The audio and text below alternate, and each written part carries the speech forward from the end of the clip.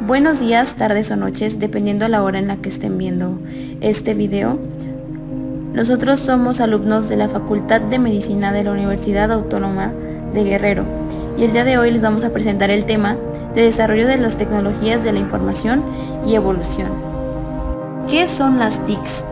Las TICs son las tecnologías de información y comunicación. Están compuestas por un conjunto de sistemas informáticos, dispositivos electrónicos y tecnológicos que se han creado con el propósito de mejorar los estándares de vida y la manera en que nos comunicamos y compartimos la información. Al igual que las tecnologías, más adelante vamos a dar a conocer la evolución de cada una de estas. Para poder profundizar es importante que sepamos sobre el origen del término y su terminología. Nos dicen que su origen etimológico de la palabra tecnología significa el estudio de la técnica, que proviene del griego tecnología, que se compone del tecne, que significa técnica, arte, oficio, y logos, que significa estudio o tratado.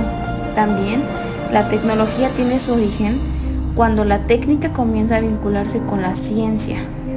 Esto quiere decir que la técnica es algo más empírico, no es lo mismo técnica que tecnología porque muchas veces se llega a confundir. ¿Y a qué nos referimos con empírico? Que la tecnología lleva más práctica y experiencia. ¿Qué son las tecnologías? Es toda noción que pueda facilitar la vida en sociedad o que permita satisfacer demandas o necesidades individuales y colectivas, es decir, se ajustan a los requerimientos. En este caso vamos a hablar sobre los requerimientos de cada época o de cada etapa. Comenzaremos hablando sobre la evolución de las TICs y su desarrollo basándonos en los sistemas de comunicación. Se comenzó con los jeroglíficos egipcios en 3300 a.C. Estos eran considerados como uno de los sistemas de comunicación más organizadas y más antiguos del mundo. En ella existían inscripciones oficiales en paredes de templos y tumbas. Seguimos con el alfabeto romano del siglo 7 a.C. Lo podemos observar en la parte de arriba. Este inicialmente tuvo 21 letras y en la Edad Media se le agregaron 2. En esta época se introduce el uso de mayúsculas y minúsculas al generalizar la escritura con tinta en pergaminos y papel. De ahí viene la invención del papel, que fue en el siglo II a.C. En ella nos dice que la historia del papel se puede remontar en el año 3000 a.C. con el uso del papiro y posteriormente el uso del pergamino. Su fabricación no se desarrolla hasta la dinastía china de Han Oriental. Seguimos con la invención de la imprenta. Esta fue creada por el alemán Johannes Gutenberg y este fenómeno llegó a revolucionar la forma de producción y reproducción científica de la época.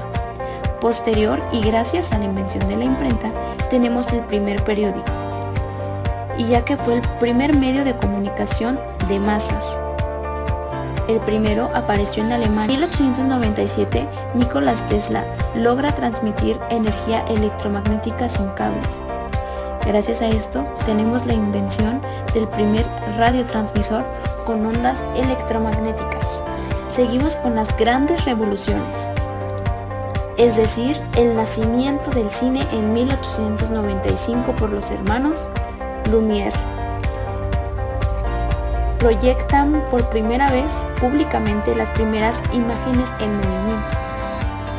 Después tenemos la invención de la televisión y primera emisión de 1884 a 1925. El señor Paul Nipkow en el año 1884 inventó el disco. Es el primer gran avance para el desarrollo de este medio. Posteriormente, en 1925, el inventor escocés John Logie realiza la primera emisión utilizando 2 discos, uno ubicado en el emisor y otro en el receptor. En 1945 tenemos la transferencia tecnológica, es decir, la transmisión del saber hacer, del conocimiento científico y tecnológico hacia otras sociedades menos avanzadas. En 1962 tenemos la invención del primer ordenador personal, es decir, el primer PC, que fue producido gracias a la empresa italiana Olivetti entre los años 1962 y 1964. En 1969 tenemos el origen del Internet, que se remonta a la empresa ARPANET. Estos logran el desarrollo de una red inicial de comunicaciones de alta velocidad. En el siglo XXI nos dan a conocer lo que son los dispositivos móviles, que son de los que hacemos uso: teléfonos inteligentes, tabletas, agendas digitales, laptops, cámaras, videos, entre otras. Posteriormente tenemos lo que son las redes sociales y Web 2.0, que son las herramientas de comunicación, de información y de colaboración, de relación y creación. Comunidades de usuarios que comparten intereses comunes entre sí e intercambian información. Hablaremos sobre algunos usos y funciones de las TICs. En primer lugar, lo tenemos como un medio de expresión. A esto nos referimos con el poder escribir, dibujar, hacer presentaciones o sitios web. En segundo lugar, lo tenemos como un canal de comunicación. Hacemos referencia a la colaboración e intercambio de información. Es un instrumento para poder procesar la información y una fuente abierta de información también. Nos sirve también como un medio didáctico. A esto me refiero con que nos informa, nos entrena, nos guía. Es un aprendizaje y en muchos lugares, en muchas escuelas, también nos motiva. Y también nos sirve como un contenido curricular. A esto hacemos referencia a lo que son los conocimientos y las competencias sobre estas. Generaciones tecnológicas.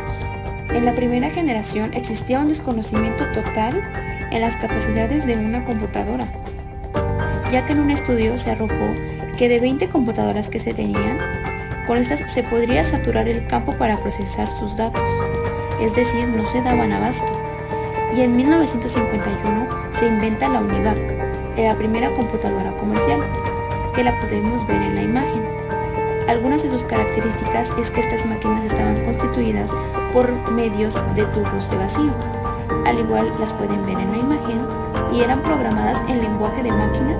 Y en esta generación las máquinas son grandes y costosas. En la segunda generación, cerca de la década de 1960, las computadoras seguían evolucionando. Se reduce su tamaño y crece su capacidad de procesamiento. Gracias a esto también disminuye el costo. Comienza la programación de sistemas. Esto es gracias a que las personas empiezan a definir una forma de comunicarse con la computadora. Y están construidas con circuitos de transistores. Lo podemos observar en la imagen de abajo. Y se programan en nuevos lenguajes llamados lenguajes de alto nivel. La tercera generación se caracteriza por los circuitos integrados. Estos también recuerdan los datos. Una de las características de esta generación también es que se desarrollan los chips, emerge la industria del software y consumían menos electricidad. La cuarta generación se caracteriza porque aparecen microprocesadores, se colocan más circuitos dentro de un chip, cada chip se puede hacer diferentes tareas y se desarrollan las microcomputadoras. La quinta generación se caracteriza por la memoria DIMM, también por la simplificación y miniaturización del ordenador, gracias también a un mejor desempeño y mayor capacidad de almacenamiento. También se sustituye la tecnología VLSI por la Ultra Large Scale Integration. La sexta generación se caracteriza porque se usan superconductores y tienen una nula resistencia. Gracias a esto se economiza la energía. Los procesadores en paralelo sirven para una división de tareas múltiples y un operador simultáneo. Igual los chips son más chicos cada vez conforme va pasando el tiempo, rápidos y eficientes. Sus usos y funciones. En la primera generación fue creada para el uso y función de los científicos y militares. En la tercera generación el tamaño de estos aparatos empieza a reducirse, aumentando información y velocidad. Ya su uso y función era para la comunidad. Y primero para un uso individual de cierto sector nada más. Y en la quinta generación se lanza una máquina para el uso personal. Y en la sexta generación se integra el funcionamiento de redes sociales y globales. Las ventajas de las tecnologías y de las TICs es que facilita la forma de almacenar, facilita la forma de transmitir ideas, hay un sistema de detección y corrección de errores y hay una mayor velocidad. Las desventajas de estas es que se necesita una conversión, una sincronización de señal y una comprensión con pérdida. Les dejamos un pequeño cuestionario para que resuelvan algunas dudas o se autoevalúen. Posteriormente pueden ver las respuestas y al final lo que es la linkografía.